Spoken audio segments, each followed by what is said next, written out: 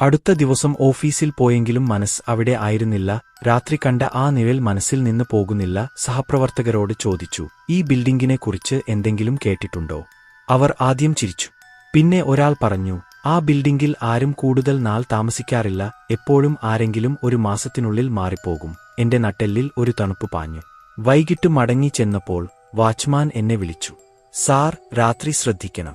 ആ ഫ്ലാറ്റിൽ എന്തോ ഉണ്ട്. അയാളുടെ മുഖത്ത് യഥാർത്ഥ ഭയം. എന്താണ് ഉള്ളത്? ഞാൻ ചോദിച്ചു. 10 വർഷം മുമ്പ് ആ ഫ്ലാറ്റിലെ ഒരു സ്ത്രീ കൊല്ലപ്പെട്ടു. ഭർത്താവ് തന്നെ കൊന്നതാണ്. അതിനുശേഷം ആ ഫ്ലാറ്റിൽ താമസിച്ച എല്ലാവരും വിചിത്രമായ കാര്യങ്ങൾ അനുഭവിച്ചു. ഞാൻ പേടിച്ചെങ്കിലും മറ്റു പോകാൻ സ്ഥലമില്ല. അന്ന് രാത്രി എല്ലാ ലൈറ്റും ഓൺ ചെയ്ത് കിടന്നു.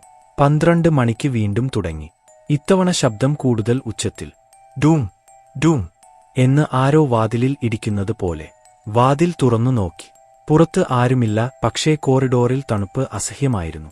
എന്റെ ശ്വാസം പുറത്തേക്ക് പോകുമ്പോൾ നീരാവി പോലെ കാണാം. പെട്ടെന്ന് കോറിഡോറിന്റെ അറ്റത്ത് അവളെ കണ്ടു. വെളുത്ത സാരി ഉടുത്ത ഒരു സ്ത്രീ നോക്കുന്നു എന്നെ.